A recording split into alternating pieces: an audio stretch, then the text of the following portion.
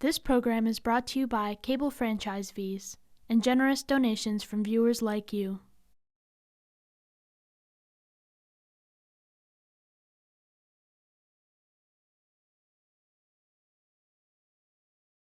I want to call the Finance Committee to meeting to order on May 10, 2022. It's a few minutes after 9 a.m. and so we're just about 3 minutes past our start time.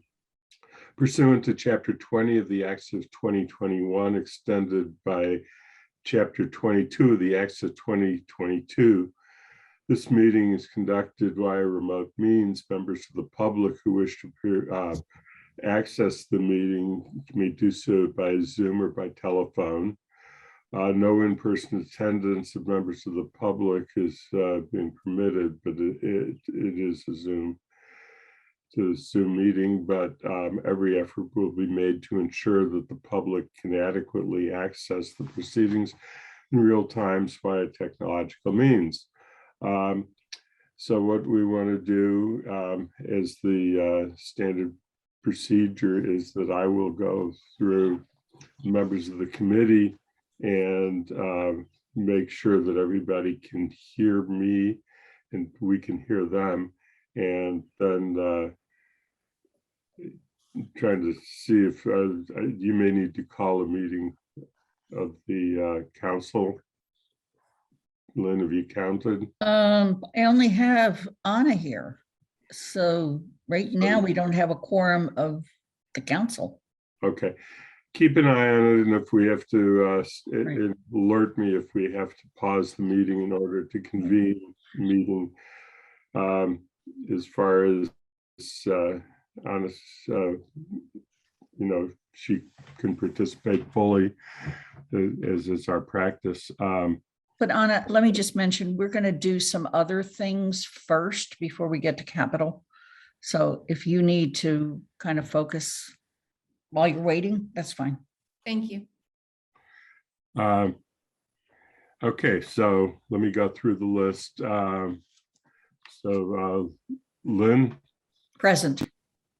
Bob Hegner? Present. Matt? Present. Bernie? Present. Michelle? Here. Kathy? Here. And at this point, we haven't heard from Alicia. With that, I think we're on to the next topic, which is the agenda review part of it. And what we were proposing to do for several different reasons is to do the third quarter report first, and then go back and get into the other agenda items having to do with the FY23 budget. Do you want me to pull the agenda up, Andy? No, I don't think that we'll need to. I think that what'll be more important if we do this is to get the if we want to have the third quarter report on the screen. And I don't know if Sean's prepared to do that, if what the plan is between Sean and Sonia. The reasons to do the report first is that it might help inform the discussion of the FY23 budget to know how we're doing with the current year. So with that, if there's no objection from the committee, I will go ahead and ask Sonia and Sean to begin the presentation. I guess that's me, Sean. Okay.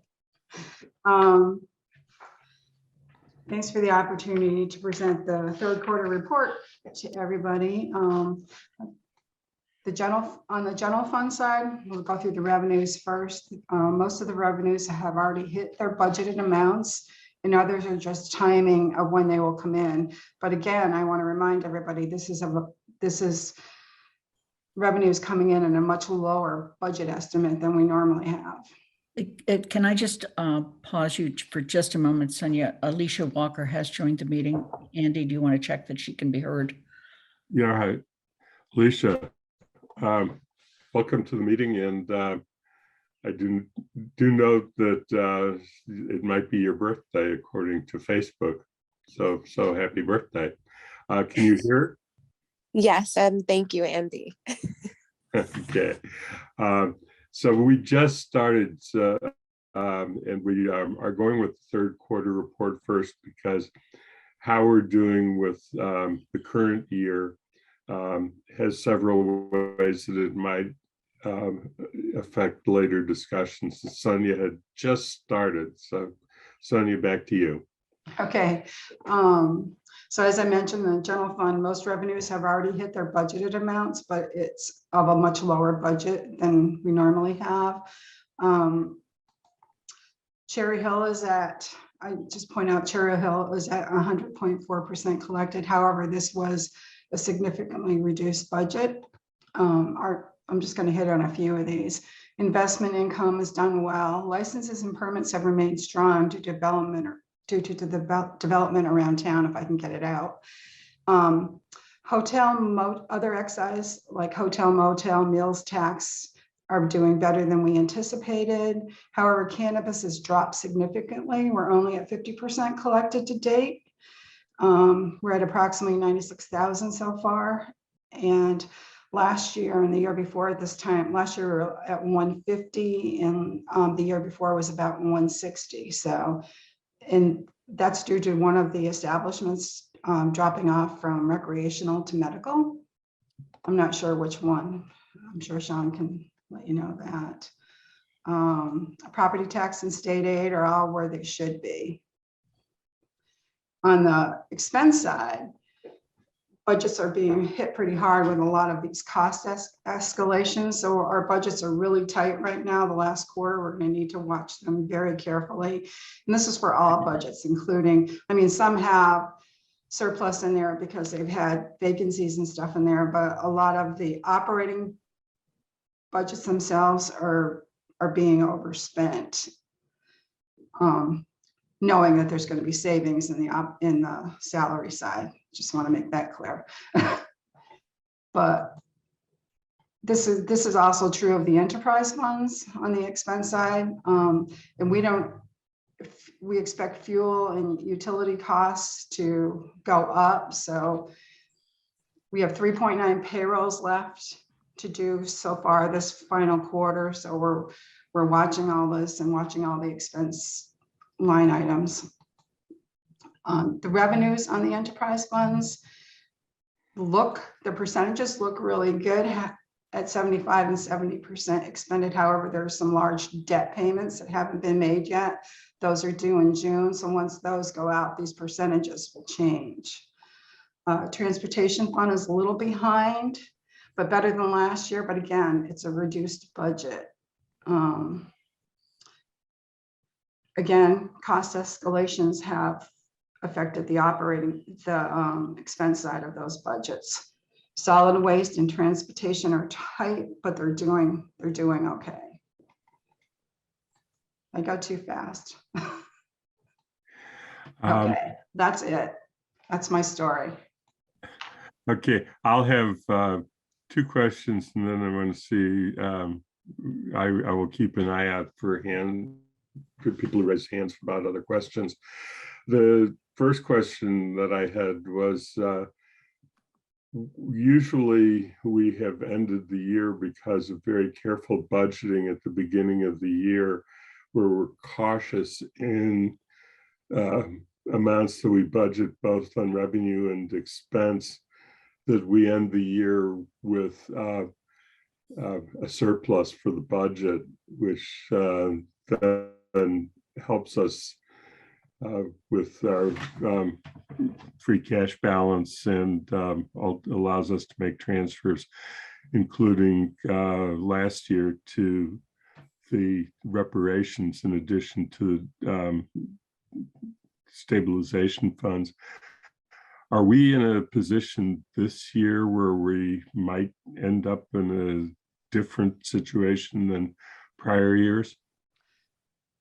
I don't think it'll be as good as last year for building up our reserves, but a lot of the, like I said, a lot of the operating budgets are tight.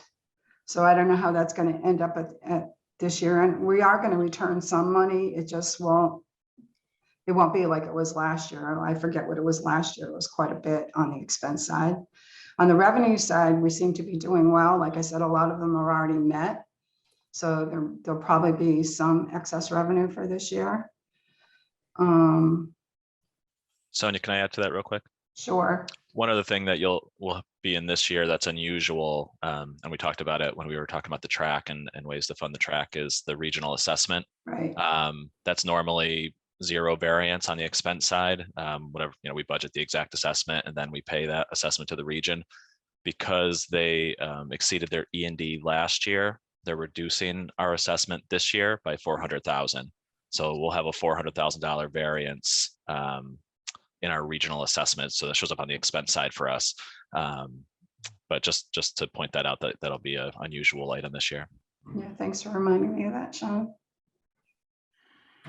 Okay. The second question I was going to ask, and you don't have to answer this now, but I want to make sure we get back to it, is about water sewer fund, whether there's anything that we should be considering in the report that you just presented about those two funds that we should be considering when we get to the rate discussion. But I do see that Lynn's hand is up and Michelle's hand is up, so I want to let other people ask questions and get back to that one. Okay. Lynn? Given that we have a quorum of the council present, I need to call the council to order and check to make sure that Dorothy, Pam, can you hear us? Yes, I can. Thank you, Dorothy. And Anna already spoke, and so I'm going to assume she can hear us and we can hear her. Thank you. Did you have any questions or? No, that's what I needed to do. Okay, Michelle, and I turn it to you. Thank you. Yeah, the money that's been allocated for our new departments, including CRES and the Department of Equity and Inclusion, both for this fiscal year and for next year. I mean, those departments are going to take time to build and to grow. And so there's money set aside, but all of the money may not be spent because we haven't hired the people and all the other pieces haven't kicked in. So what will happen with that excess money that isn't spent? Does it just get rolled over, or what happens with that? It depends on where they are. If there's any encumbrances or contracts in place, that will carry over into the next year. However, anything that's not encumbered or already in a contract will close out to fund balance. So it will flow through fund balance and free cash.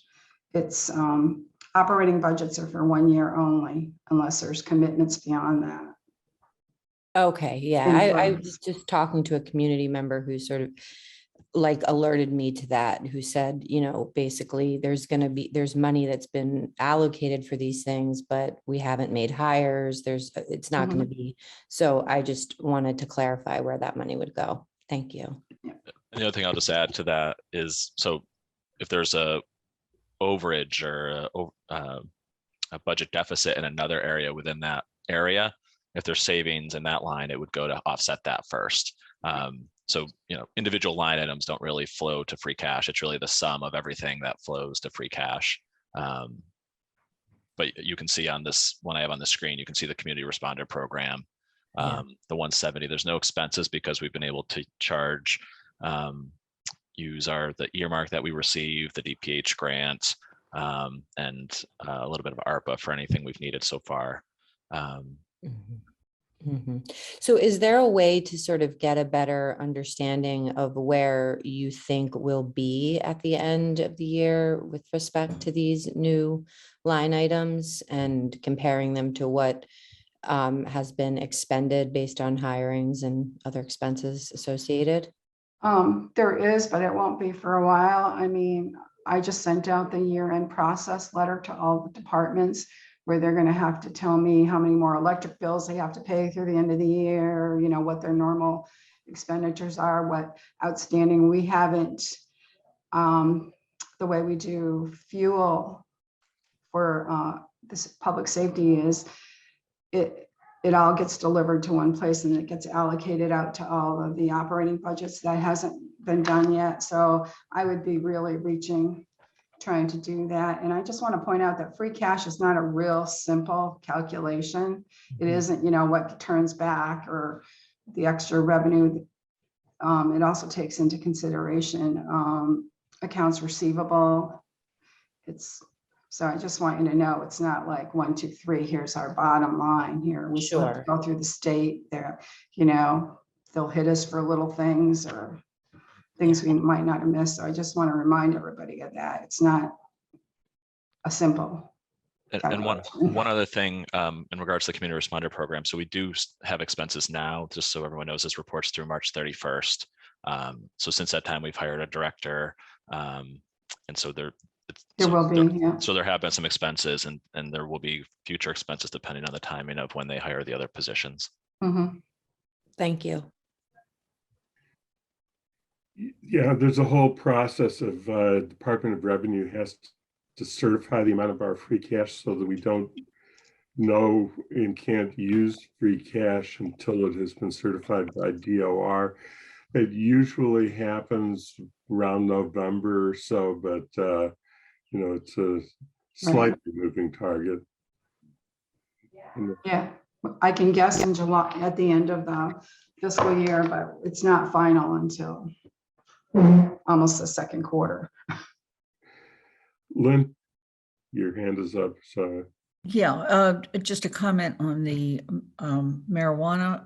I also think we're starting to see the impact of neighboring towns having stores right on our border, particularly Hadley.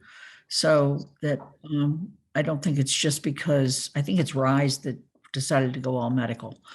Paul may want to say more about that, but I would like to also use this opportunity for Sean and Sonia, who are the experts on this, to explain, to go beyond the issue of if there is excess in one part of the budget, how is that dealt with? Is there a percentage that can be reallocated to other parts of the budget? Because I think at this point, because of the two extraordinary situations of the DEI and CRES, we're looking at larger amounts that might be left over at the end of this year, but yet we have a budget in which increased costs for everything from gasoline to whatever are eating up parts of our budget we hadn't anticipated. So that's my only comments. Thank you. Well, I can say that even though we try to stay within a functional area, meaning general government, public safety, community and development, even though we try, we commit to staying within those guidelines, and we pretty much do. The operating budget is voted as one number, so which includes all of those functional areas. So we have that flexibility that if there's savings in health insurance under benefits or something, that can kind of offset any negatives in other departments. I try not to move budgets there, so you get a clear picture of which operating budgets went under and which so you really kind of know. You'll see you'll have extra in benefits, but you'll see, I don't know, community development might be over 5,000, but bottom line, it won't go over what was voted. Is that clear? Yes. You can't, on the enterprise funds, they're restricted to each enterprise funds. Water and sewer are separate, and they have to be run like a business, and they have their own free cash, which is called retained earnings. So that's got to net out the same way within their enterprise funds. You can't have any, the only legal expenditure deficit allowed is snow and ice. Anything else you have to raise on the next tax rate or provide for it before the tax rate is done. Did that, Yeah, and I just, for those of you who were involved in town meeting in our prior form of government, we used to close out the year with this in the fall town meeting, making some transfers at times between functional areas. That's not required in our current form of government. So Right. it's a slightly different process since it's not appropriated by functional areas, appropriated by a whole. Paul? Yeah, I just want to note that we also have been very successful at getting grants for some of for the CREST program and others. And we try to hit the grants first when we have expenses so that we get the reimbursement from the state. So even though we budget at a certain level, it's not that those programs aren't moving forward. We might be hitting the grants instead of the operating budgets. Thank you, Bernie. Just ask Sonia to remind us of any caps there might be on the amount of money that could be moved from one budget to another or one functional area to another. I don't really know that right off the top of my head. I don't think we've ever had that problem, so I haven't really paid attention to it, but I can look that up and find out. Yeah, I haven't They're done my higher homework. now. Yeah, I haven't done my homework, but back in the good old days, it was like 5%. I think they were increased for some reason. I think I read that, but I'm not 100% sure. Okay, at any rate, folks should know that the Department of Revenue looks over all this stuff. Oh, yeah. So there's a review of it that's done, and any mistakes are caught and corrected. And we're fortunate to have skillful people doing this stuff, so we don't have those mistakes to be caught and corrected. So Yeah, thank and you. just adding to what Bernie said, in particular on the revenue side, took a couple of years for this to sink in. Sonia was telling me this every year, but on the revenue side, they really look at what we're projecting for revenues in our budget. And if we project something that's higher than what we received the year before, we have to have a really, really good, strong argument for it. Otherwise, they want to see you build your budget based on what you received in the prior year. So what we're proposing for FY23, a lot of that's based on what we've received in what we either expect to receive this year or we've received in past years. That's why it takes a little while for the budgets to kind of catch up, because we're trying to be conservative in that way. Anything else in the way of questions from counselors or committee members? If not, is there anything that you've have observed in the water sewer enterprise fund report that you just presented that affect the rate, or you think we should be considering during the rate setting discussion that'll happen later? Yeah, Sonia, okay if I jump in on that one? Sure. So I think looking at this report, the water fund is the one that's most concerning to me. I think the water fund, both funds are tight on expenses. And some of that's just unique to this year, stuff that they're dealing with this year. But the revenue side and the water fund is a little more concerning to me, that it's not coming back as quickly as we anticipated it would come back. It's doing better than last year.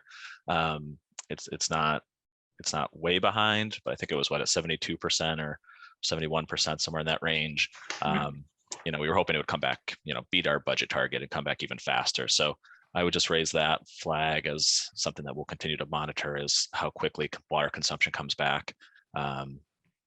It's really tied to the consumption. It's the rate is whatever was voted, but the consumption drives that. Kathy? With your caveat just now, Sean, we're voting on water and sewer rates for next year. If it comes in a lot worse, have you already built that in to what we're looking at? Or does that mean we might have to do a correction at some point? Or are there enough reserves in the water fund that we wouldn't have to make an adjustment? For FY23? Yeah, just for FY23. Right, so there's enough reserves in that fund that we might have to make a correction if consumption doesn't continue to come back to where we thought it would be. But we're not bringing it back all the way to where it was prior to the pandemic either. We're still sort of doing an incremental step back to pre-pandemic levels. So we are sort of hedging a little bit in terms of it going back to normal, and we have a reserve that we can utilize like we had to last year if it doesn't get back to where the targets we're projecting. But at some point, if, so last year we did use reserves quite a bit. We will want to be conscious of trying to build that reserve back up at some point in the near future, if we do have to use it again. Bob?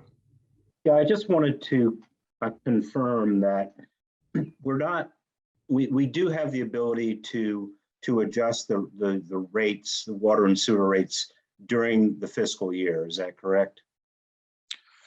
We typically don't because of the the way the billing works. So we bill quarterly, we bill sections. So to change it mid-year, I don't want to say it's impossible, but I don't have we ever done that, Sonia? And change. I think it would be really complex and confusing to the public if we were to change the rate. That's why we usually do it on July 1st, because that's the start of the next cycle. Sure. So again, I don't know if it's impossible, but it would be really difficult. And we also have some sort of, I don't know if they're legal commitments, but some promises to the university and colleges that we let them know what the rates are for their budget as well, which it's a big number for them. So basically, it's very difficult to do that. Yeah. Okay. So we have to be thoughtful in terms of what rates we set to make sure that there's enough play in the budget that we're not going to run into problems. Right. Correct? Absolutely. Okay. Thanks. Lynn? Yeah, if we're done with this, I believe it was stated that Sonia needed to leave with the quarterly budget or report. And if we're going to move on to water and sewer, then I have other questions, but are we done with the quarterly report? I think that's up to everybody else. I think it's a good just advisory for everybody who wasn't here right at the beginning. The reason that we're doing the order that we're doing is that Sonia is time limited, and so she has to leave. And if you have any questions that you think you might want to ask later about the quarterly report and you want to ask the expert, this is the opportunity. I just want to remind everybody that these quarterly reports get posted on the accounting website. And there's a lot of information there. I tend to send people there all the time and they're asking me questions because they're pretty much answered in this report. And in the draft report that I'll write for the meeting on Monday of the council, I will do a brief report about the quarterly report and what in our discussion that was just held, and we'll include the report in the packet for the council meeting. Okay. So with that, I think we can go on, and I don't know if we want to do rates or want to put them off and go ahead and work on the FY23 budget. In a way, because of other counselors, you'll probably hear more for the budget discussion, and maybe we should get back to the budget general questions and capital. So is there any objection to going to that before and then coming back to rates? Seeing none. So getting to what the agenda was, the way that it was phrased is that we were going to, item number 2 is FY23 budget review to allow just an overall questions and discussion about the overall budget. Put that in again, just because it's still a new document to everybody. If it's department specific, try and hold that to the department, and then we want to get back to the capital improvement programs. So I'll start by just asking whether there are any further general questions about the budget. Bernie? Well, not questions as much as some commentary. I really, the budget document itself, the way it's constructed, the way things are explained is outstanding. And I think the GFOA guidelines were more than met. It's tough to be enthusiastic about something is like a budget document, but being a sort of Muni fan, I really enjoyed going through it. And not that I'm going to not question stuff, but I just think the way it's presented is really meritorious. So thank you to all who worked on that. And as we go into the budget, I just wanted to make a couple of observations with a couple of quotes.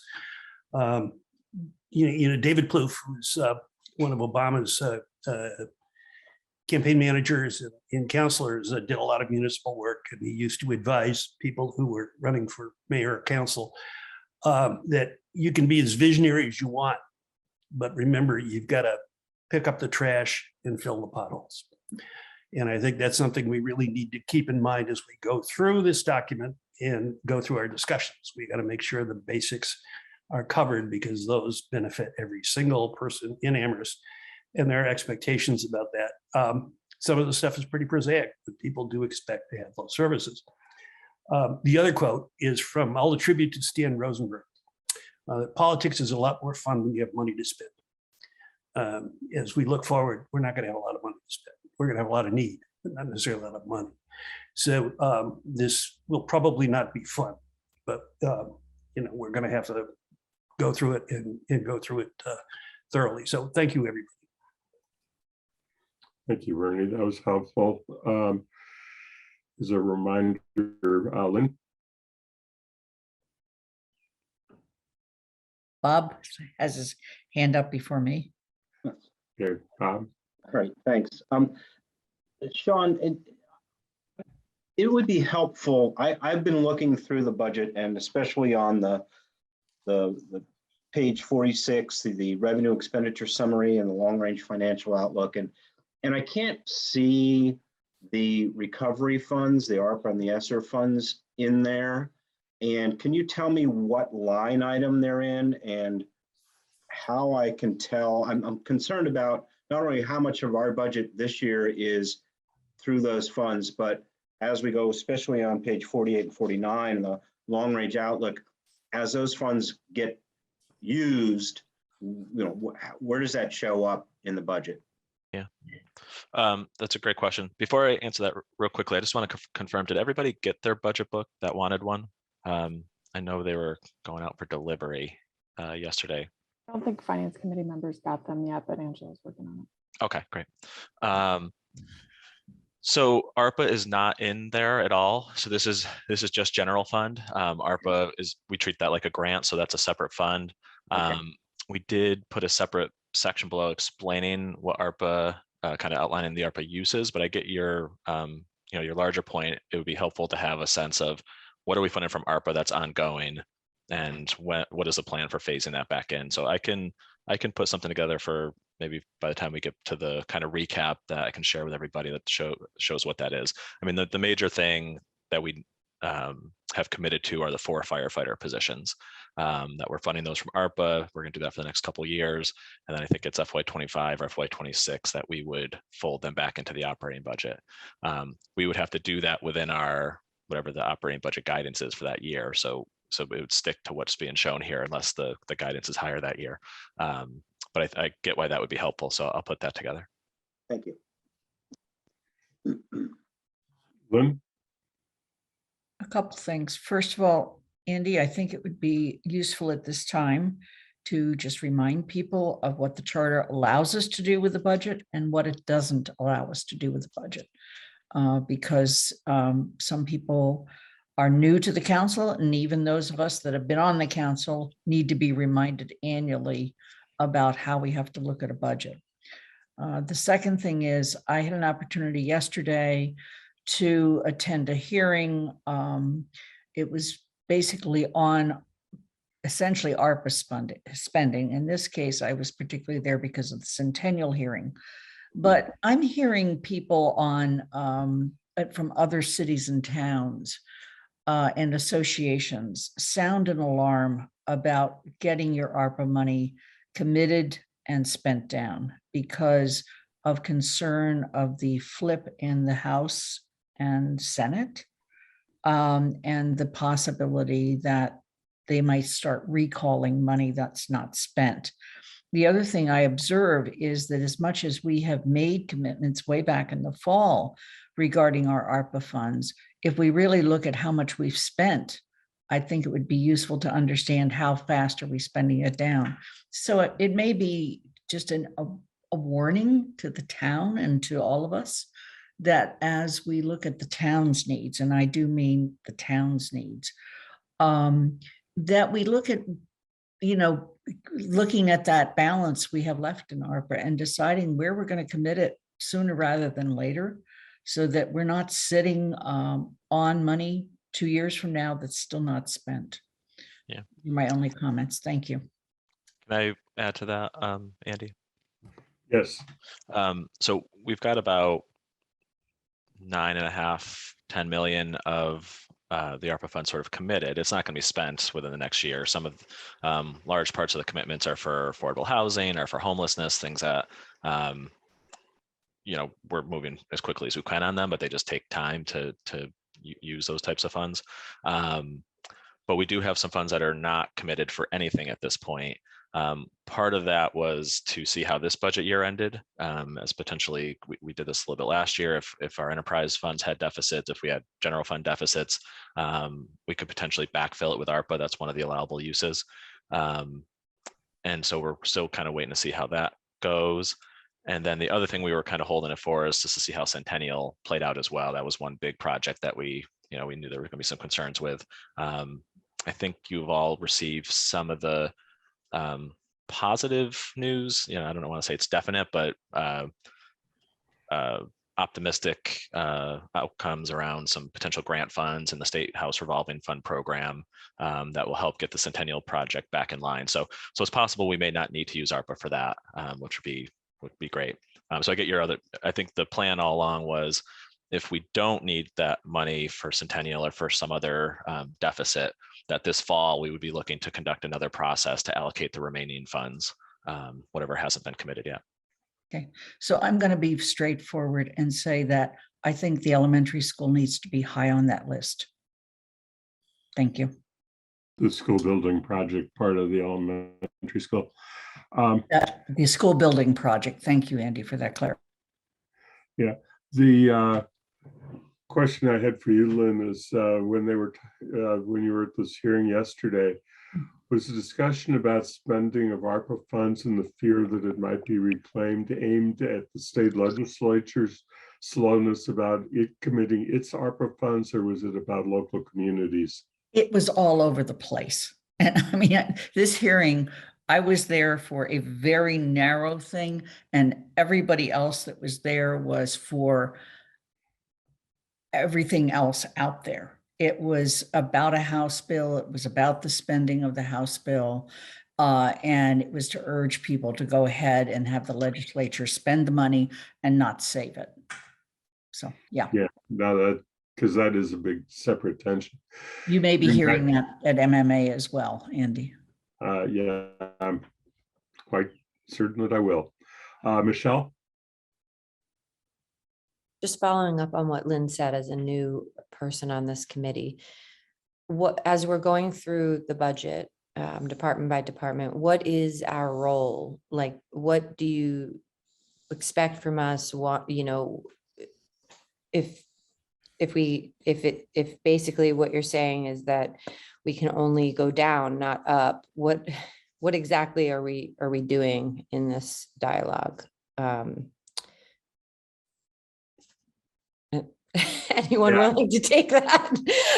I just want to understand so that I can come prepared and not waste anybody's time here. Really, just try to understand what we're doing here.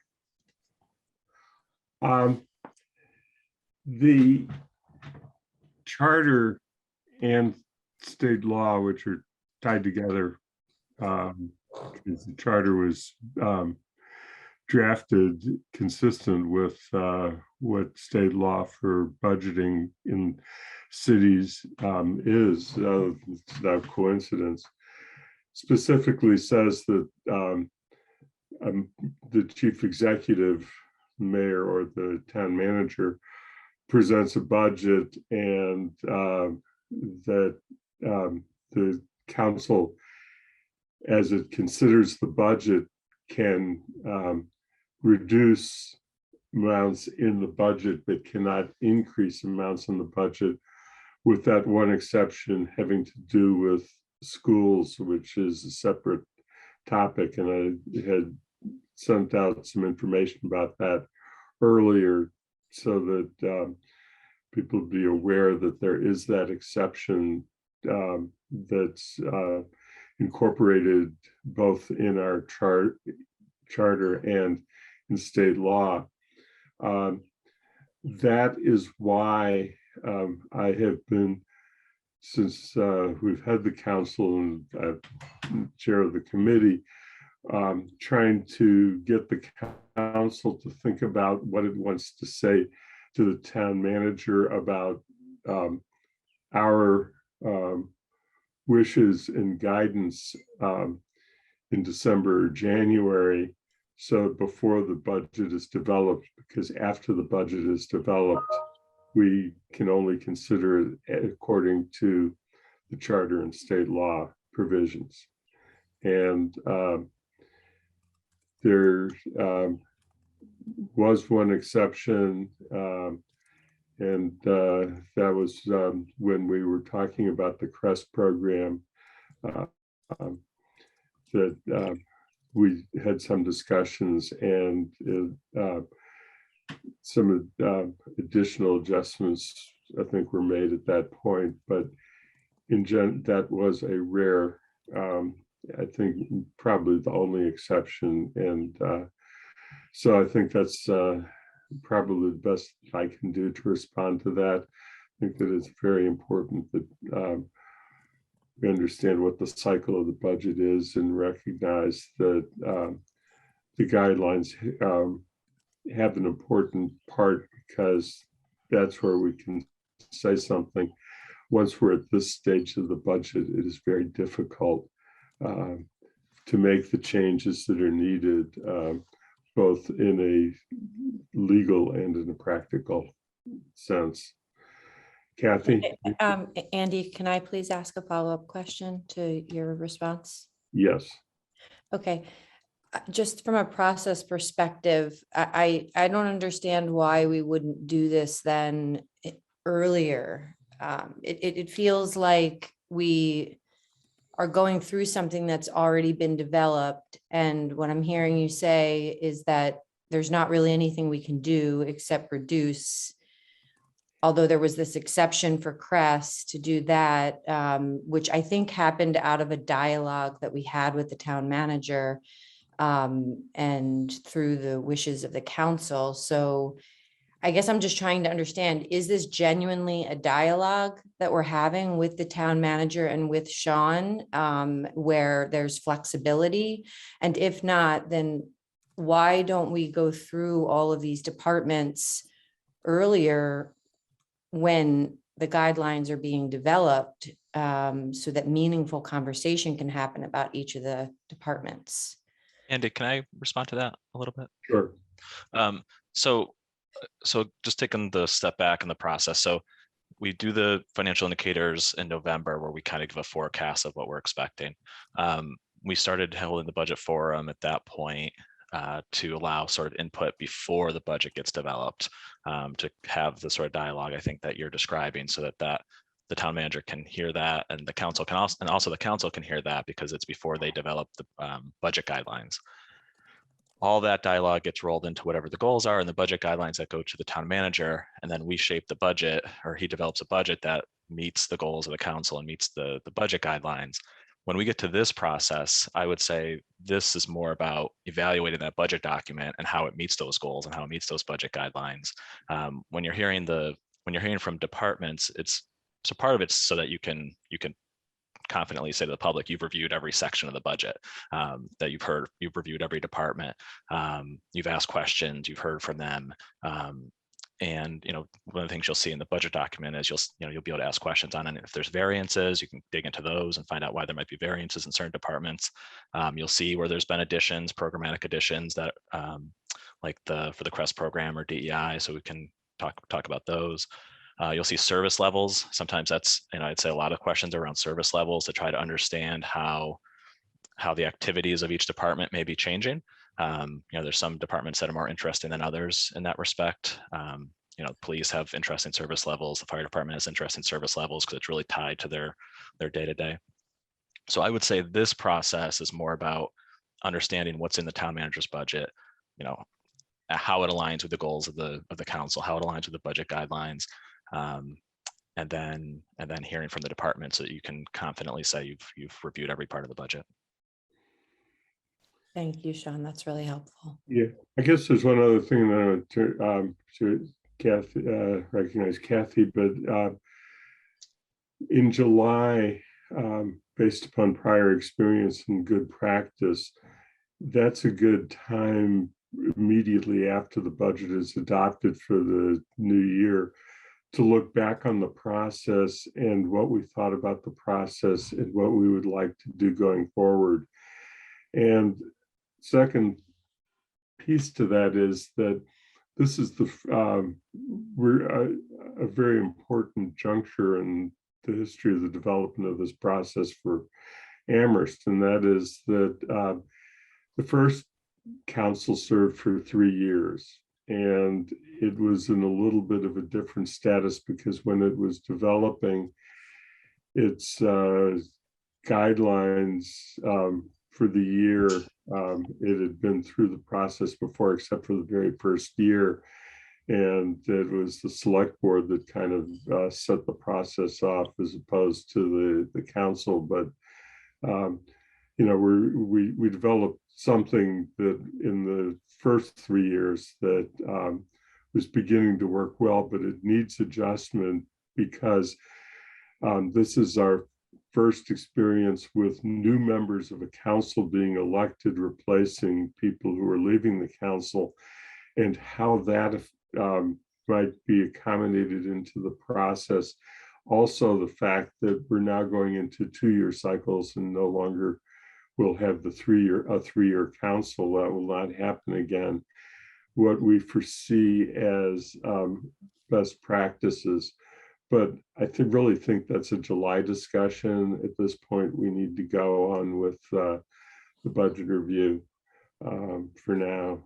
So I guess that's the only thing I could add. Kathy? Just a couple quick comments. One, I'll say on this topic, we have, to respond to Michelle, we have increasingly started thinking, not just in the summer, but through the fall, and we put it in the budget guidelines, having a discussion, and also in the town manager goals, to the extent we want shifts. We make those known early because there's a lot of back and forth that then has to happen. So trying to think through where those are, because right now, unless there's some magic, we don't have any ability to increase our revenue. And so the important thing is to keep thinking of what money do we have, and where does it go? So that's just a quick comment, but there's that lead in. The other is on Lynn's comment on anything we haven't literally committed to, even if we have as a line item, as a maybe. I would like to think of for the school building, the elementary school building. And Sean, I just would like, if you can get some clarity on what we can use it for. We had at least one resident say they thought, she thought we could use it toward design, the design fees. So what we will, since we have to spend out, thinking in terms of what, assuming the project keeps moving forward, what we will be needing to spend it for in 2023, and which of those expenses could be eligible the way the ARPA rules work, and all the components. So I'm not asking for an answer right now, but just to go where Lynn is, what could be eligible, so we can think in terms of what money is available and what it could be put toward as we try to think of how to pay for this project. That's it. And I think just responding to that, there's some categories that basically allow the town to use the funds however we want. The one thing I'll say is, and we can model this, maybe when we do an update, we can model what this looks like, is I don't know how satisfying the impact of, let's say, reducing the debt exclusion, if that's the way the town goes, of reducing the debt exclusion by $1 million, when it's spread out over 25 or 30 years and over the whole tax base. I'm not, when you see the impact of what that is, I'm not sure, it'll be up to you to decide whether that's, worth it. Yeah, no, as opposed to using it for something else with a more immediate impact. No, absolutely, so, what doesn't have to be in the debt exclusions. So just that's just, if it's wide open, then we just need to look at the total dollars. Thanks. Bernie? I think we have to keep taking into account that perception is important here. Yep. And that if we can reduce the impact of the school project by $1 million, that may not mean much over 30 years or 20 years, but it will mean something immediately. And I've said this before about ARPA and other grant funds. When we get them, we really should be using them to put out fires and take care of immediate issues, to put ourselves on a sounder basis, rather than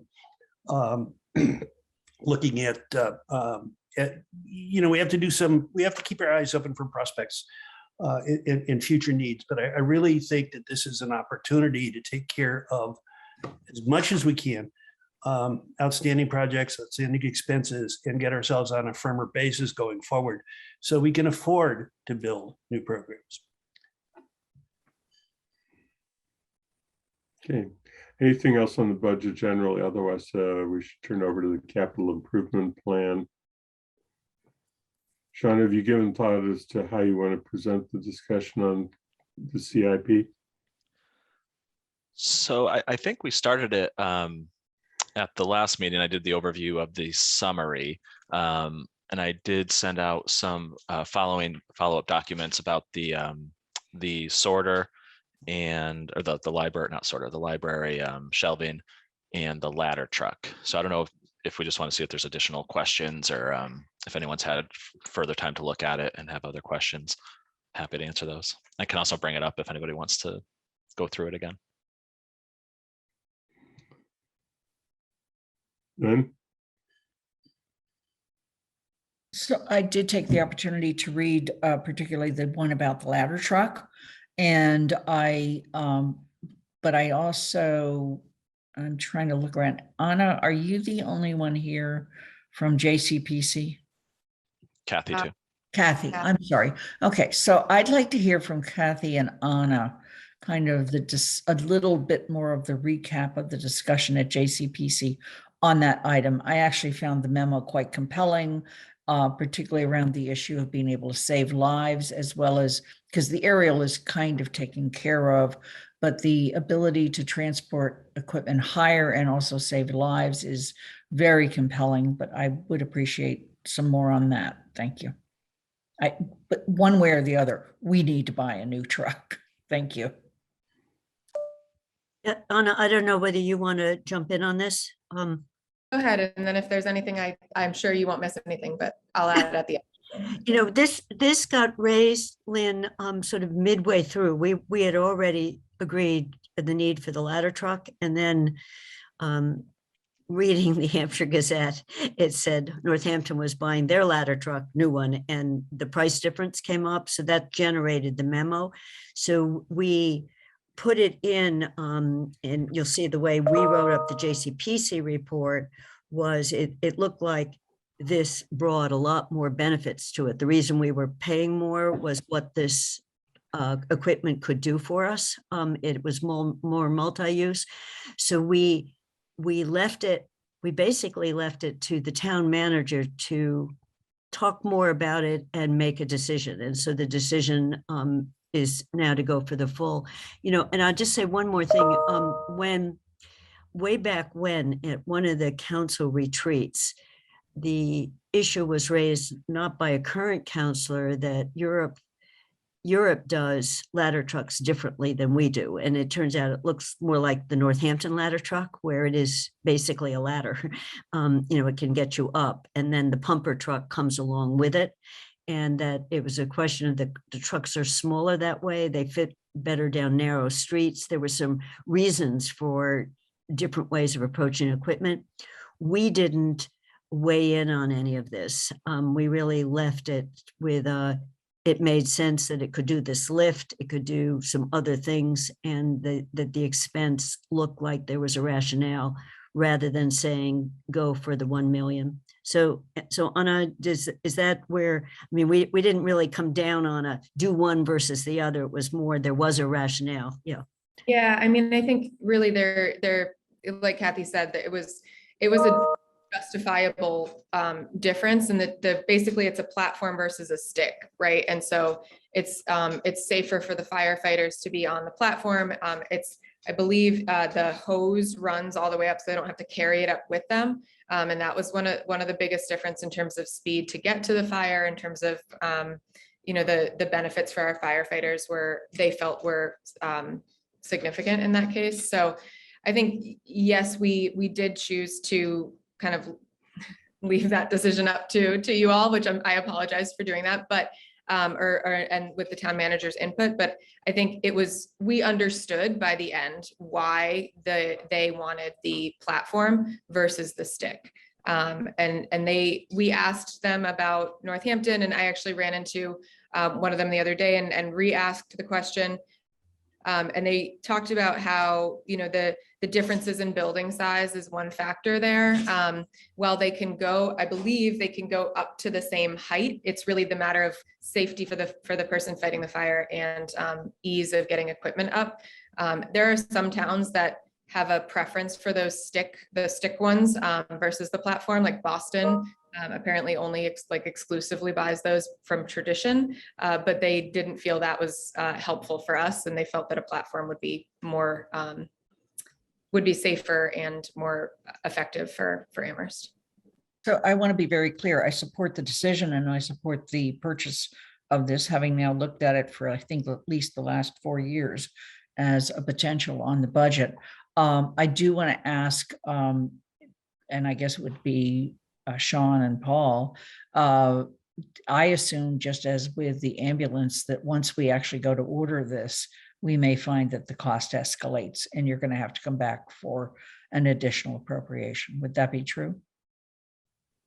Potentially, they try to put a price out that was as up to date and based on a state contract.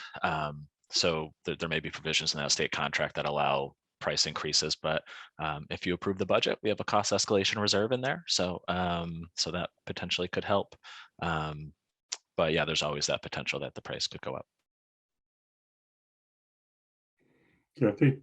The cost escalation reserve is an innovation this year that came out of JCPC when we were seeing what was happening to vehicles that had been, they thought, ordered in July, and now the price in February when we were looking at it was something different. So the volatility of the prices in terms of upward. So that, at least in our thinking, was a 1-year effort in terms of FY23, and then we could look at it in the future. And we were able, you can see it in the write-up, we were able to fund that because we're now regularly getting reports on previously appropriated money for capital that wasn't needed.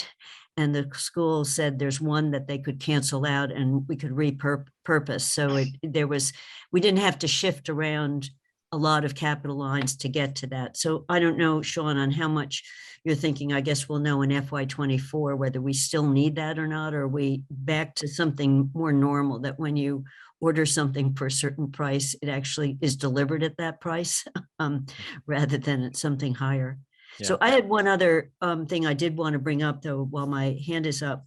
We did not have a discussion, and I don't want to have the discussion now, but I think we should at some point. The inventory is a really good practice that we've started doing.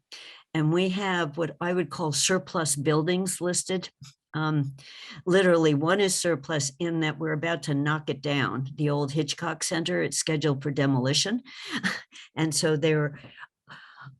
so I have never heard a discussion on what is the planned use of that, and should we keep carrying it on our books or should we sell it? It's a capital asset. And so we've got two in particular, the South Amherst School and the Hitchcock Center. And then South Amherst School is listed. If you look at inventory, we use it for storage. The thing I know that's up in North Amherst is the North Amherst School, which is partly used. It's rented out to a community service agency. It has Head Start, it has WIC. We also use it for storage. But I just think at some point it would be useful to have that discussion. And I shouldn't use just the word surplus. Unused right now would be not in use. I would say the Hitchcock Center, once we knock it down, became surplus. It's a genuine piece. So I just want to flag that because we did not discuss it other than note that those were on the list. And I'll lower my hand. Yeah, Paul, did you have anything? I did. So the Hitchcock is actually, that building is actually on conservation land. So that is land that is owned, that is managed by the Conservation Commission.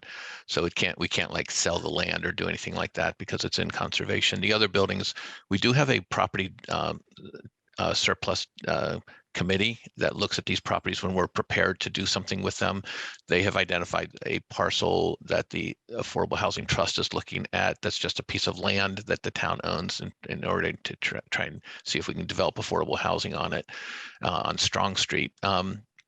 As for the other buildings, some of them we have inherited, through either the school department giving us East Street School to school, and then that went through the process of converting that into affordable housing, which we're in the process of doing now. The school department, they surplused the southeast, the campus of the Summit Academy, which is on the South Common, and then they gave that building to us, and they still have all their stuff in it, quite honestly. So we've inherited that in its current condition, the way that was maintained under the school department. So, and then we just purchased Hickory Ridge, which is another building that we own. There are not other buildings the town really owns beyond that. But I think, the idea, and this has come up before, is to inventory what we have, and our facilities director is updating that inventory list that people I know has been shared with the finance committee that was done in 2016, I think. It needs some significant investment of time into making that a usable document. And he has that on his agenda. He thinks it will take him a solid 6 months because it's an add-on project for him. But he is going through building by building of all of our existing buildings to sort of assess the quality and to develop a real plan of action for us to maintain our buildings, because that was one of the criticisms of us in terms of why don't we maintain our buildings? And I would argue that we do a pretty good job on it. There's a huge amount of backlog in terms of what we have to invest in our buildings, and the buildings that are in the worst conditions are ones that we had not owned previously. And like the Hitchcock Center was again given to the town after the Hitchcock Center moved.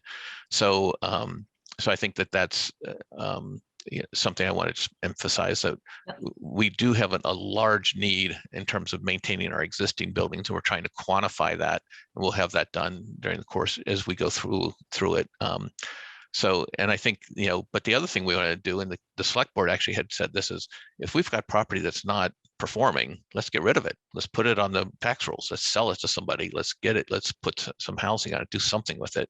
And we're also looking at we have all these random pieces of property that we get for one reason or another, that we can do that as well. Can I ask just one question on the soon to be knocked down Hitchcock Center? Mm-hmm. If conservation land had a building on it, in this case, it has one, and then we knock it down, could there ever be a building on it again, or is that it inherited that building? So No. Yeah. I think you can put buildings on it. It has to meet the requirements of supporting the goals of conservation or something like that. Dave Zomack would know more about that, but we did talk about that. But it would require it to be supporting the mission of the conservation. However we acquired that land, we'd have to look at how we acquired the land in the first place too. Okay, I won't stay with this, but it was just I know the common school, which sits right next to it, had looked at it at one point and come to the same conclusion that the building itself didn't work, and so they moved away from it. Thank you. Bob? I just wanted to say two things. One is I do support the platform ladder truck. I think in terms of the firefighter safety, I think that's very important, and their flexibility in fighting fires. And also, as I recall looking at it, it also has a pumper capability. And so it can operate independently, which, you know, God forbid we have multiple fires in the town at the same time.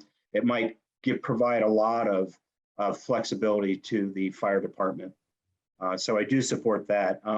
I also want to just reiterate my concerns about the shelving in the library. I know in the grand scheme of things, it's not such a large amount, but and maybe we can talk about it more on Thursday, but it just seems to me that the town has invested a lot in the new library, and these shelves are going to be used in the new library. And that seems to me to be the responsibility of the library to cover that cost as part of their, you know, their commitment to raise money for the new library. And I understand the importance of protecting the collections, the special collections, but I mean, again, the library has an endowment. They can protect the special collections if they so choose, and that's just my opinion.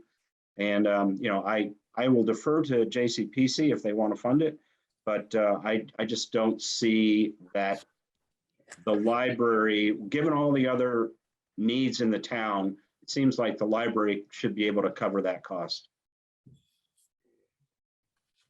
Thanks. Yeah, I don't know if anyone from JCPC or Paul. I know Sharon, I think Bernie did send that as a question to Sharon to talk more about her capital request. So on Thursday, you'll be able to hear directly from Sharon on the shelving. Yep. Fair enough. One other thing I just note to go back and then get to Dorothy, whose hand has been up. And that is that Paul made reference to a policy that was adopted when I was on the select board regarding disposition of excess property. And what I'll try and do is make sure I find a copy of that policy, and then either it's really up to Lynn as to whether it just be sent to the finance committee or sent to the council as a whole. But it is a policy that we as a council inherited from select board. Dorothy. Just wanted to add a comment that town-owned property is essential for any kind of affordable housing, whether it's in Amherst or in Long Island City, New York, where they've done some beautiful work in terms of plazas to go with some of the new buildings. I would like to just say that the property, Hickory Ridge, would make wonderful, affordable senior housing. Sunderland, Little Sunderland has got a new development of affordable senior housing, which looks very nice. And Amherst really could use that. That's it. Yeah, thank you, Dorothy. So getting back to the inventory, are there other questions that people have now? Lynn? Again, it's just a process statement. And that is that we don't vote the budget individually. We vote it as one big recommendation. And we don't do that until after we get done with all of these meetings in May. So if we have questions now about a piece of equipment or whatever, but we're going to see the department later, we have an opportunity, as Andy mentioned, to bring that up. Okay, just it's a process statement. Thank you. I guess I have a general question to Kathy and Anna, and that was when you were going through the JCPC process, were there any particular items that, other than the fire truck, which we've already discussed, that you as a committee had more discussion about, that were more difficult for you and that would be helpful for us to know about your discussion on? Kathy, do you want me to, the only one that I You go. Yeah. Okay. The only thing that we really did have a decent amount of discussion on was Cherry Hill. Oh, well, no, there's two things. So Cherry Hill was one, and then the HR study was the other. Kathy, am I missing? I'm missing one. Third, resident proposals. Oh, yes. So thank you. That was like my whole thing. So Cherry Hill, we were just talking about how we might be able to make sure Cherry Hill is self-sustaining profit-wise, and what that would look like, if they can possibly lease equipment, things like that.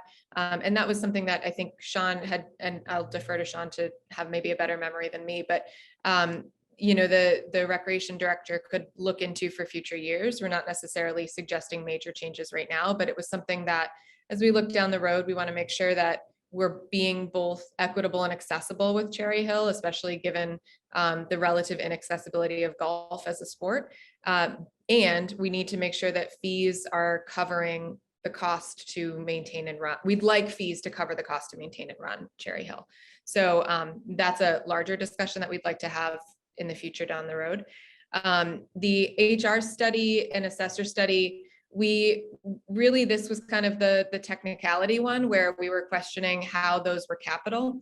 And the reason why I'm gonna take a stab at this, Sean, and tell me if I mess it up. But the reason why we ultimately kept them in the capital is that they're not an every year expense. They're every once in a while. I think they've only been done, I believe, like every 10 years, and they should probably be done more often than that. But to put them in operating would require either unused funds every year, because operating typically is an annual renewing budget versus kind of the once in a while capital expenditures. So we did keep them in there, but what we talked about was potentially needing to expand our definition of capital to accommodate things like an HR study or an assessor study.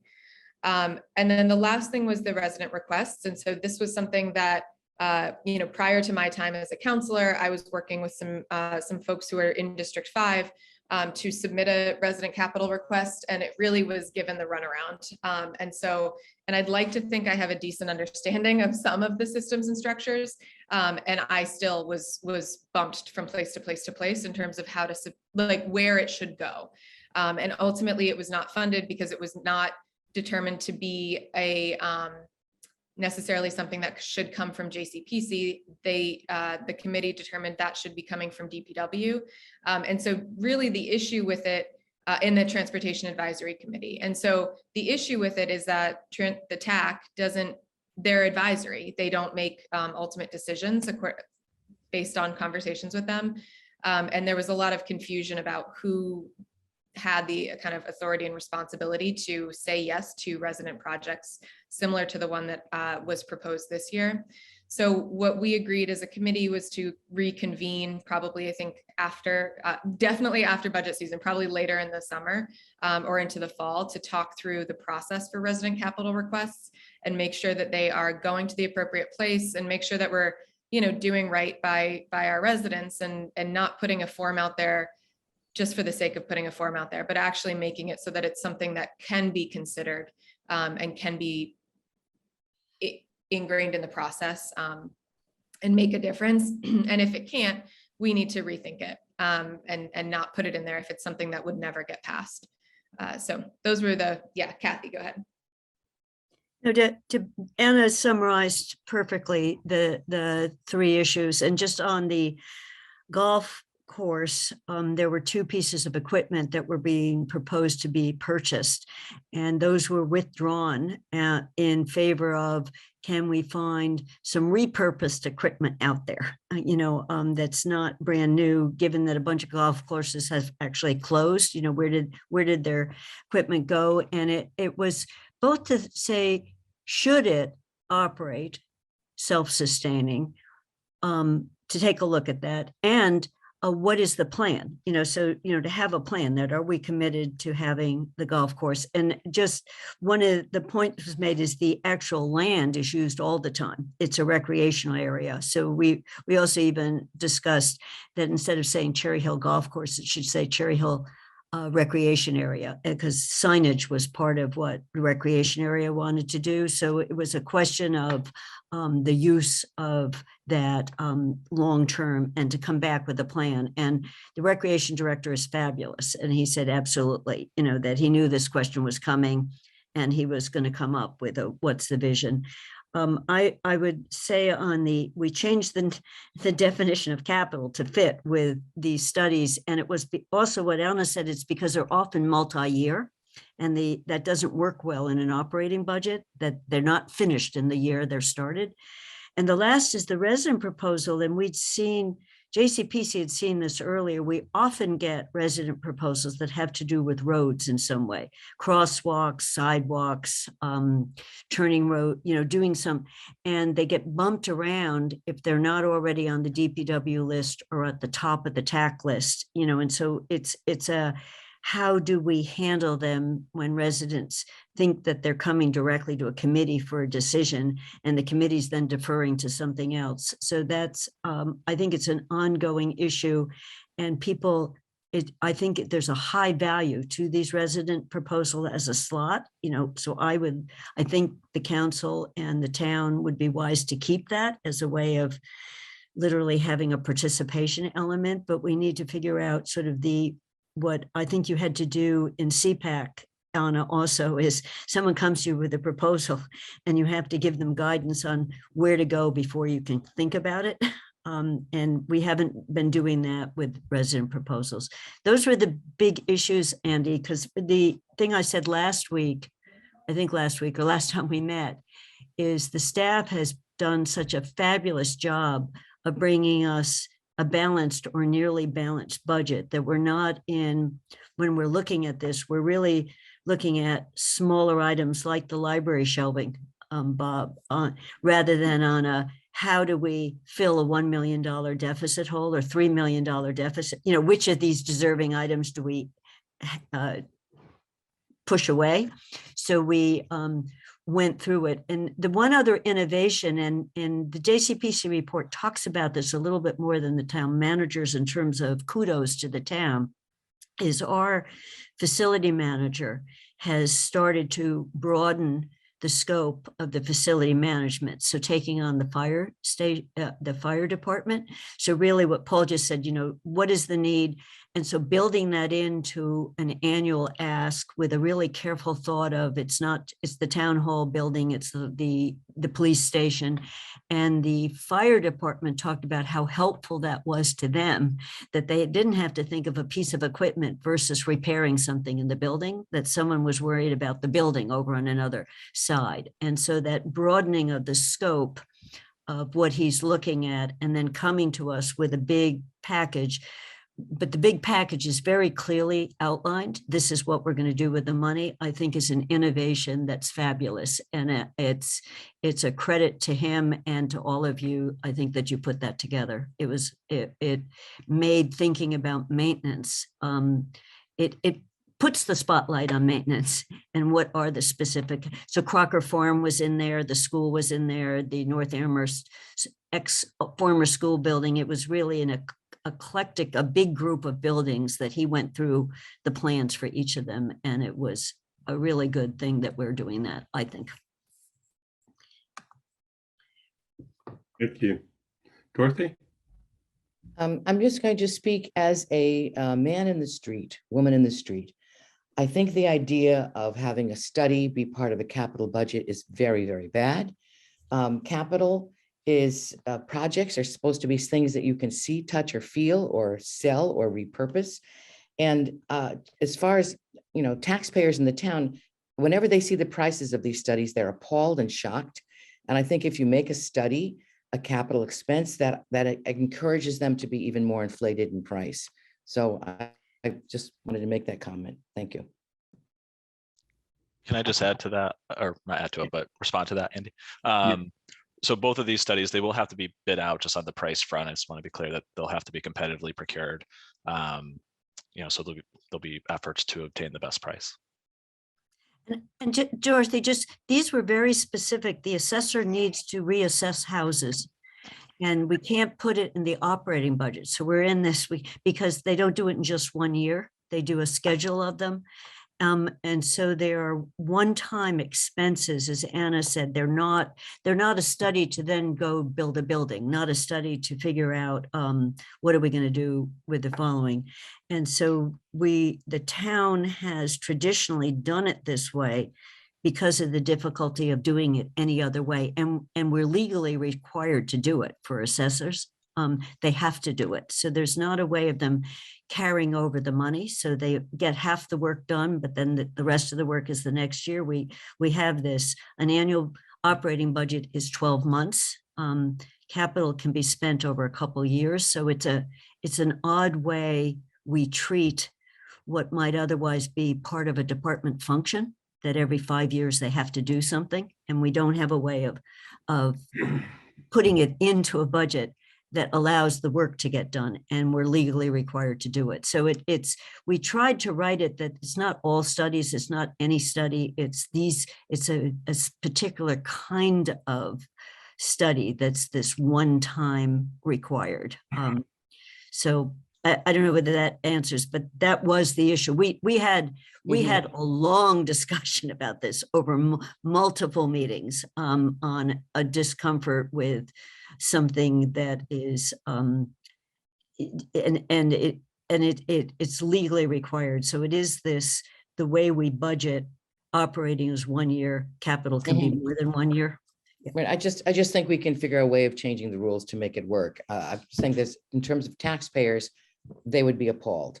And I think we have to think about that, particularly when we're this is not a new discussion, and it's Sean will know better because he did the rewrite of the document, but the financial management policies and objectives defines capital and what is included in capital. And I think that the definition of capital has always included something that's broad enough to encompass these studies, because it has been the way that we've traditionally approached it.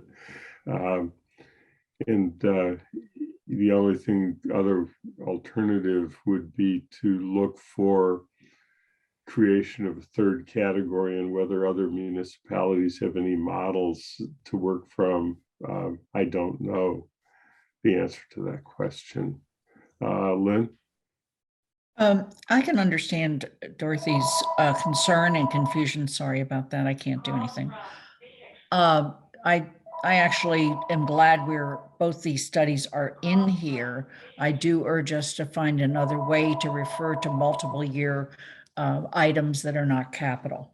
Having said that, I'm particularly glad to see the human resource study in here.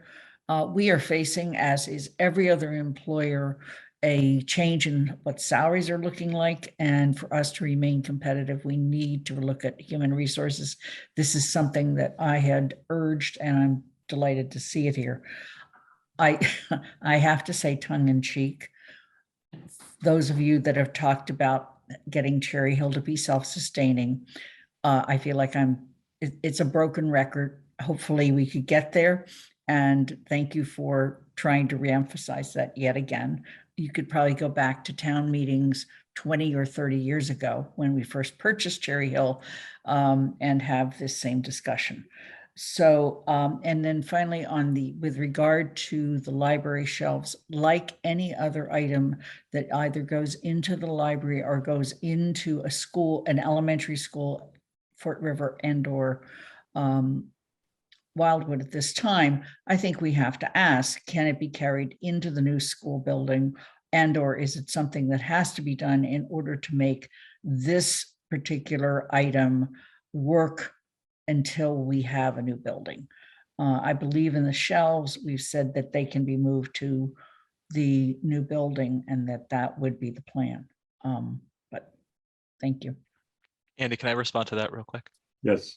That's a great point, Lynn, and Kathy and I did ask, in particular, the schools. There was a computer technology request, and I believe Mandy Jo was the one who asked at JCPC about, for buying these and they're going to last 5 years, will they be able to go to the new school? And the designers and OPM have told us that they can. It'll help reduce what when we look at the school project, they won't be buying tablets and laptops. Most likely they'll be buying more of the hardware that goes into the building itself. But because we have sort of a robust one-to-one program already for the most part, that won't have to come out of the school project, the Fort River and Wildwood project.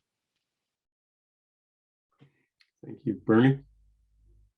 Yeah, I think the spirit of Larry Kelly is still moving among us for the annual Cherry Hill make or break it golf course discussion.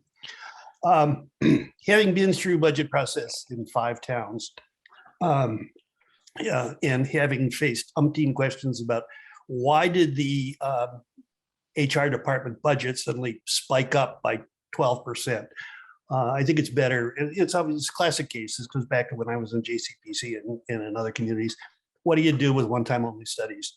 And how do you avoid the questions around encumbrances and everything else if you park them in an operating budget? And why the operating budget spikes and goes down. So it's just, there's no, unless we have a separate budget section for one-time only projects, this is the best place to put it. My impression is that $40,000 for a class comp study for the town side of Amherst is a very modest sum of money. I would be surprised if we get, I'll be pleasantly surprised if we get bids back that are comprehensive within that dollar amount. In terms of the other pieces that have been out there, I'm very supportive of the fire department's platform truck request. Years ago, I saw the current platform truck in action, and it's an impressive piece of equipment. And I trust that the fire department's made a good judgment. We have a very data-driven, carefully planned crew that does some very careful planning there. So too with the library shelves. I'm supportive of that in terms of the capital budget.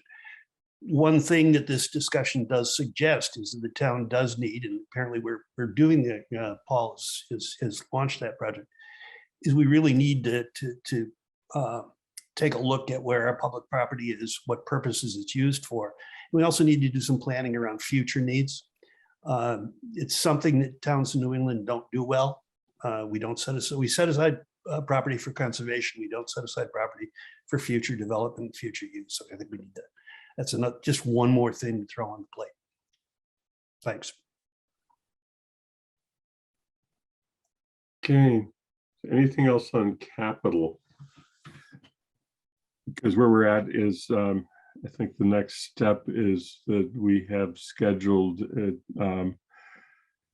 a future date, is it a required public forum, I think, on this one, on the capital improvement plan.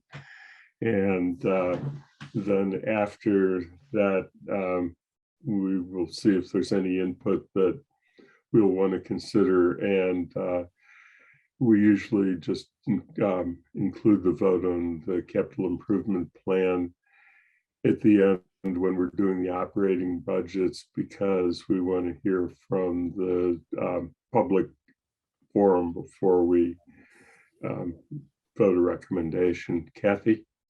I have a question, Andy, not for now, but for when we vote. When we're voting, voting on FY23 is easy for me on capital. Voting on the 5-year plan that is not balanced is less easy for me, because I think we're overcommitting, and we have penciled in right now, and I know Sean has no other recourse. We penciled in a number for an override, but we're drawing down on reserves. So I would just like to figure out how we handle that. Last year at this time, I think I voted against the capital plan, even though I was completely for the 1-year part of it. So if we're voting on all 5 years versus 1 year is something I would just like to figure out when we get to that point. I'll get over to Sean in a second just to get a response to that. I think we can make a decision at the time we vote as to whether we're going to take 2 votes or 1. I don't think that there's anything that precludes us from splitting the motion, and that's up to the committee when it makes a motion, how a member of the committee chooses to frame it. So I'm not going to try and get to the answer to that now. And if there are questions that you want to raise about the 5-year plan that you would like the committee to discuss now, then it's still that's an appropriate part of today's discussion. Oh, well, I'll just say, because I said it, I think I said it last time, I'm concerned that we're full speed ahead on both the fire station and DPW, and that's what is the big draw in the out years, because $35 million of capital comes online and you see a big jump up in debt with those. And we haven't had a discussion. Those was no problem when everything worked. When we had our 4-project discussion several years ago, but some things have changed. And we have not had the time, Andy, to re-examine those both financing assumptions and modeling. So I don't think it's something we can solve over the 1-month period that we have to look at this budget. I think it needs a council finance committee discussion. And my sense is we're not ready for it yet. So what the finance director has done correctly is just carried forward what we said last year and what we said the year before, in terms of when these projects come online. But we're competing for funds over a 5-year period. And it's not fully financed right now. And that's, the regional track is coming on too. But in any case, that's my issue with it. And it's not a short discussion. No, and I'm not sure that it's going to be resolved when we have to deal with the vote on what we're going to recommend on the capital improvement plan. Sean? Yeah, so my memory is a little fuzzy on this, but I know at the council level, the council's acting on the FY23 proposal. They get the whole program, but the orders that will be in front of them will be to appropriate the funds for the FY23 proposal and to do debt authorizations for just the ladder truck and the Crocker Farm gym project. There won't be any debt authorizations for any other building projects as part of the capital improvement program. So I don't think, again, when you make your recommendation, if it's focused on the FY23, I don't think that commits you to anything beyond what's in that. That's what I was. Column. Yeah. Thank you. Okay. Lynn? Yeah, so this coming Monday at 5 o'clock, we do the operating budget hearing. On June 6th, we do the capital budget hearing. And then on the 13th is when we want to make sure I'm right, Sean. On the 13th is when if we're ready, as a council, we vote the budget, both operating and capital, just to give you some sense. Although as a finance committee, we have to conclude our deliberations by the end of May. Am I correct, Andy? I guess our date is either June 1st or June 2nd. I think it's 30 days after referral. It was referred on May 2nd. Thing will help me with the calendar at some future time. But yeah, we talked about needing to do a revamp of the whole analysis regarding the building projects based upon all of the changes of information since the last review of it. And I think that there was, in discussions that I've had, it seemed like that was more likely to happen after we complete the work on the budget for FY23, just as a matter of staff capacity. Yes, I would say staff capacity, and also we're trying to wait. We want to use the most up-to-date information that we have from the school project as well, which I think is the big, we have a range, but as much as we can get more precise information, I think would be better to include. So is there any further discussion on the part of the budget, this capital improvement plan for FY23 expenditures that was people want to raise now, and if not, then we should get to the I was just looking, there's no attendees at the moment, so I'm not going to deal with the public comment question right now. Get to the water sewer rates.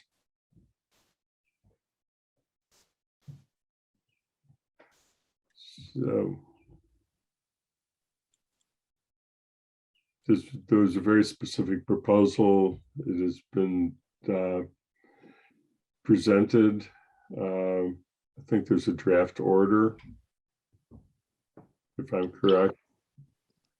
Yeah. Do you want me to pull it up, or the memo, or the orders?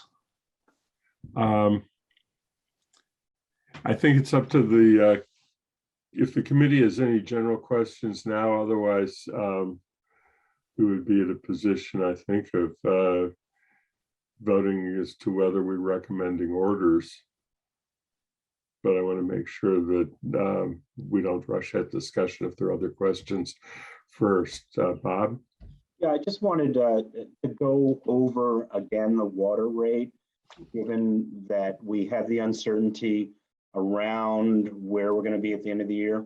And just to Sean, if you could just let us know what kind of contingency is built into that, that would be helpful. Yeah, so I'm going to share my screen real quick. So this is the water summary. Mm-hmm. So there's a couple types of, or there's a couple areas where we've scaled back.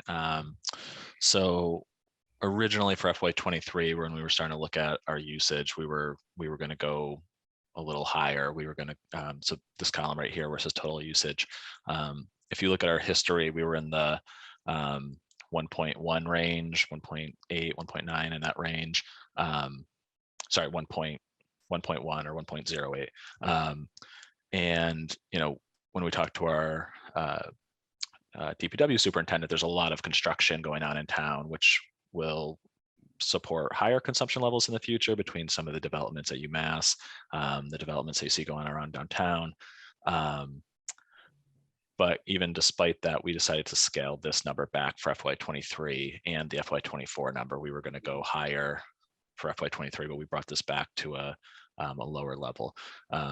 So this is these two, FY23 and FY24 consumption.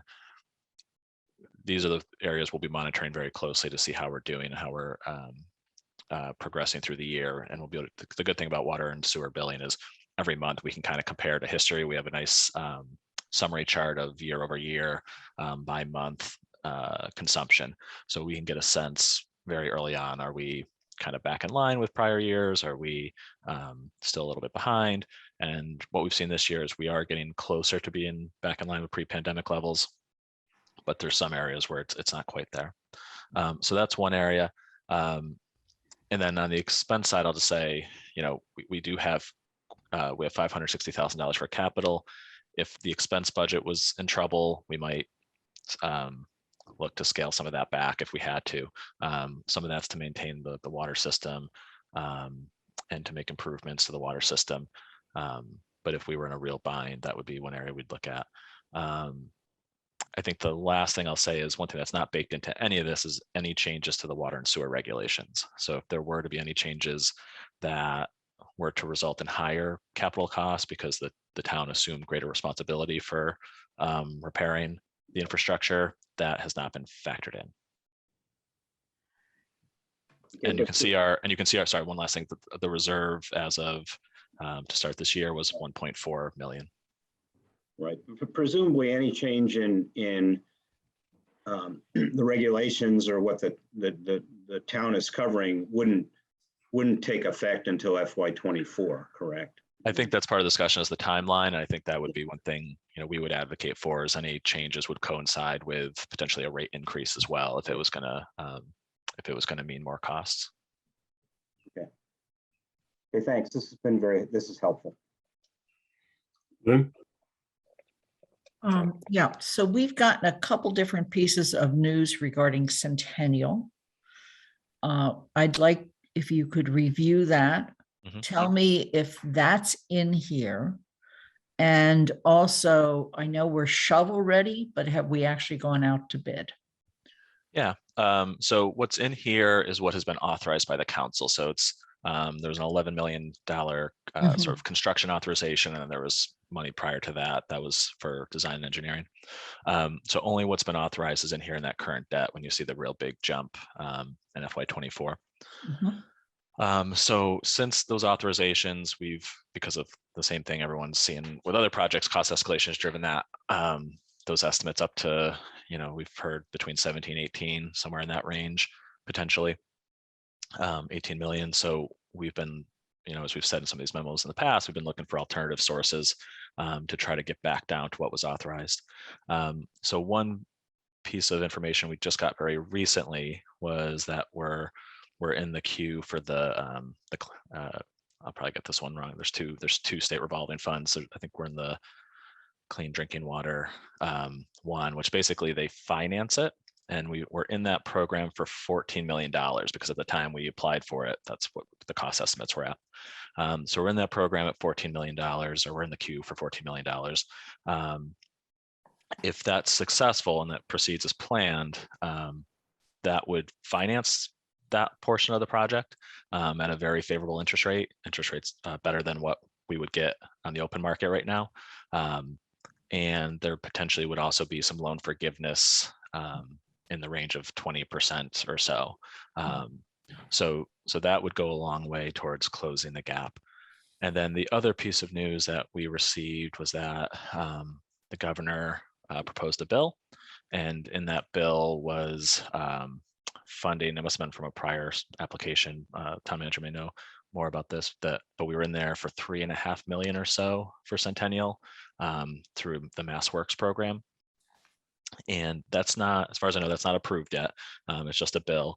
But if that passes and that combine and we're allowed to use both programs, if that passes combined with this other program that we're in the queue for, we would be pretty close to being within the funding that's been authorized. So those are both really promising and really, kind of, I guess I would say good luck or good timing in terms of when this is all happening.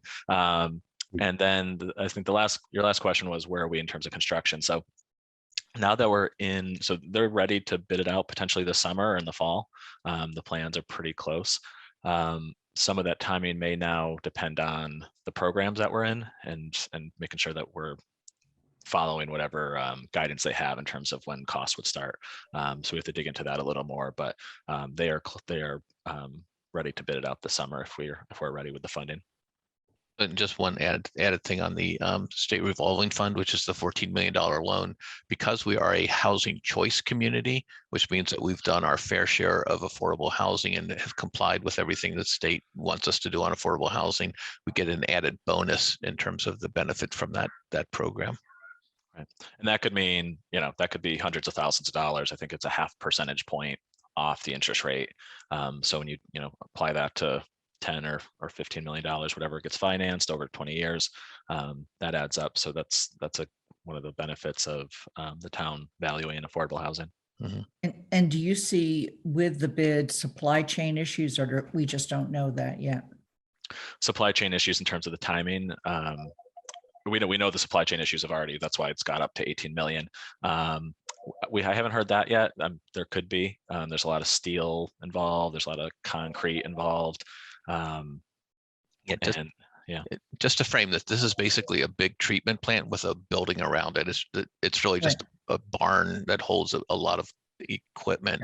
But we're hearing early sentiment that the supply chain issues are sort of simmering down. That the transportation issues are being resolved. They're being worked through the system. There's still a demand for copper in certain products, and especially if anything comes from China. So I think there will be cost escalation, but maybe not as dire as we had initially heard. Mhm. Thank you for all that. Michelle? So I'm just clarifying that the email we received from Paul yesterday, funding for Centennial Water Treatment Facility is what Sean, or what was just being discussed. Okay. And the way that I read that is that we had received the funding, but what I heard you say is that we're in some sort of pipeline for potentially receiving the Right. funding. So there's two, so that one, from all accounts, it seems like we're in.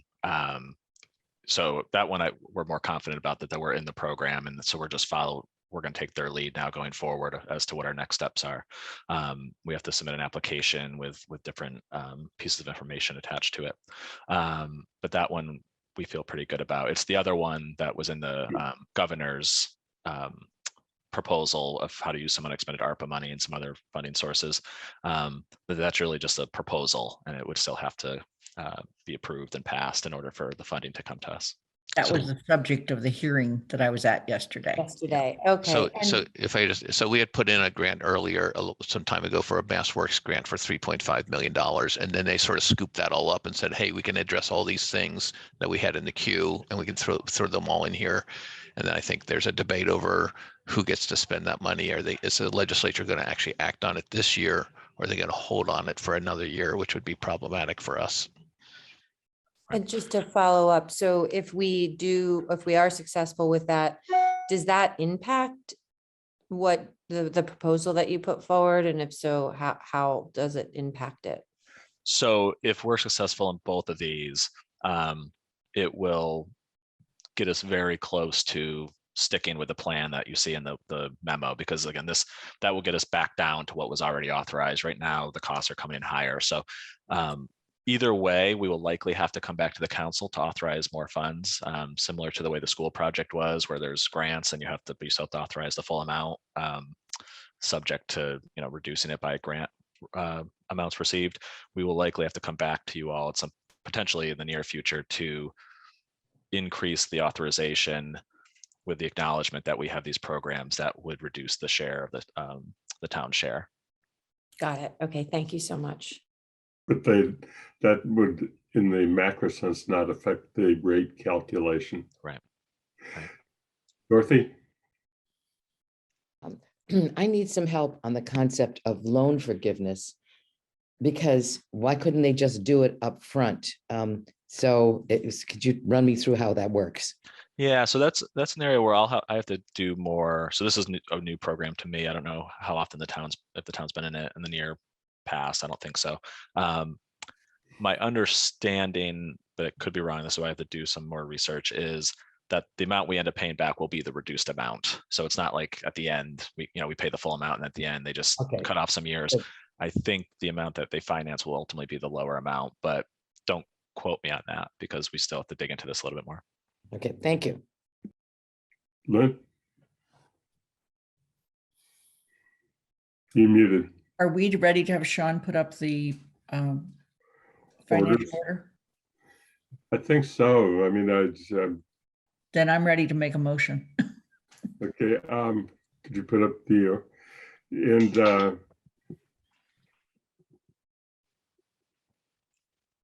Should I go ahead, Andy? Yes. Okay. I recommend that the finance committee, I move that the finance committee recommend to the town council approval of order number FY 23-10 and order setting of the water and sewer rates to be effective July 1, 2022. Is there a second? Jane seconds. Okay, so we have a motion that's been made and seconded. Had substantial discussion. Is there anything more to be said about the motion? If not, I'm going to proceed to a vote, and maybe I'll go in reverse alphabetical order just to do something different, and ask for members of the committee to vote, and for members who are counselors and non-voting members to indicate whether they support the motion. So doing that, then I would start with Alicia. Yes. I'm a yes. Kathy, Yes.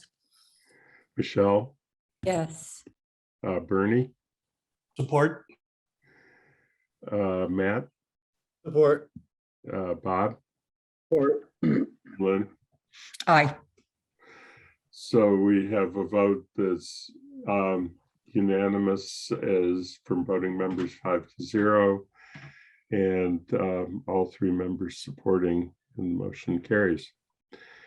And I believe that I've once again take a quick look. We still have no attendees, so we don't have any public comment for today.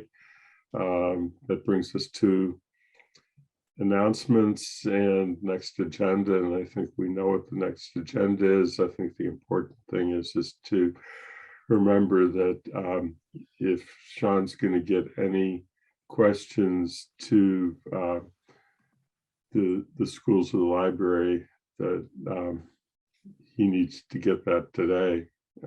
Otherwise, it really won't be helpful. Or Yeah, and I've gotten a couple sets of questions already. So, and I've passed those along to department heads. Kathy? Yeah, I just have a question on schools. It was before we went live, we don't have a budget to look at. We have a one page. So Sean, if you could point me, if you just give me a link, I'll go and read whatever. I've gotten a few emails describing things. Well, yeah. So we have just received that this morning, and we'll get that posted up and share it with the finance committee. Perfect. There are Thank you. two documents you'll be getting. And so that'll be in our packet as well, so I don't have to go to the Sure. budget page. Okay, perfect. Thank you. Paul, please share it with the full council. Sure. Thank you. Okay, so I think we've taken care of everything on the agenda, unless there's anything that people want to raise or ask in general about committee process. Otherwise, I think we've achieved our 2-hour goal. And we even said we would go longer if needed for these meetings, but anything else? If I don't see any hands go up. We will need all the time next week. I'll say going forward, we will likely need all 3 hours. But I do want to take advantage for everybody of adjourning. So if I don't see any hands going up, going once, going twice, I declare the meeting adjourned. And thank you.